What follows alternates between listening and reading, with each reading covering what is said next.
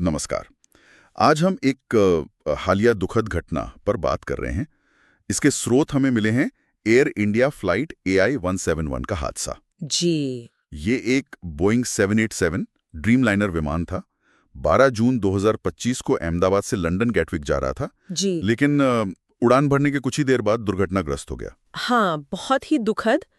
आइए इस जानकारी को जरा गहराई से समझते हैं। हमारे पास जो जानकारी है वो एयर इंडिया AI 171 दुर्घटना एक त्रासदी नाम के दस्तावेज पर आधारित है। जी। हमारा मकसद है इन स्रोतों से मुख्य बातें निकालना और मतलब समझना कि असल में हुआ क्या था। बिल्कुल। ये हादसा वाकई दिल दहला देने वाला है, पर इसमें एक बेहद असामान्य पहलू भी है। हाँ, वो जो एक यात्री जीवित बचा। हाँ, सिर्फ एक यात्री इस हादसे में जीवित बचा।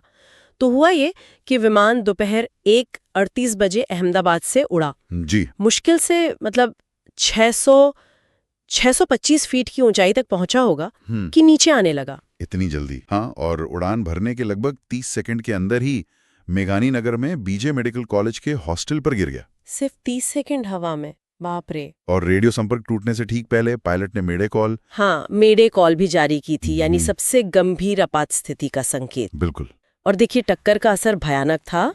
विमान में 242 लोग सवार थे, 230 यात्री और 12 क्रू सदस्य। इनमें से सिर्फ एक व्यक्ति, ब्रिटिश नागरिक विश्वास कुमार रमेश, जो सीट 11A पर थे, यानी इमरजेंसी एग्जिट रो में। हाँ, वो बच पाए। विमान हॉस्टल की इमारत से टकराया, जिससे उसे भारी नुकसान हुआ। और जमीन पर भी कई छात्र और कर्मचारी मारे गए या घायल हुए। मतलब दोहरा नुकसान हुआ। जी हाँ, कुल मिलाकर कम से कम 274 लोगों की जान गई, 241 विमान में और 33 जमीन पर। बहुत भयानक आंकड़े हैं। और ये वाकई दिलचस्प है कि विश्वास की सीट की लोकेशन, मतलब निकास द्वार के बिल्कुल पास होना, शायद उनके बचने में एक अहम कारक साबित हुई। जांच किस ओर इशारा कर रही है? लगता है, और ये शुरुआती जांच है, कि दोनों इंजन अचानक एक साथ फेल हो गए थे। दोनों इंजन एक साथ? जी हाँ, और इसके कुछ ठोस संकेत भी मिले हैं, जैसे हाई रेजोल्यूशन वीडियो फुटेज में रैम एयर टर्बाइन, जिसे RAT कहते हैं। RAT, वो छोटा प्रोपेलर जैसा? हाँ, बिल्कुल। वो एक छोटा आपातकालीन प्रोपेलर होता है। वो विमान से बाहर निकलते हुए दिखा।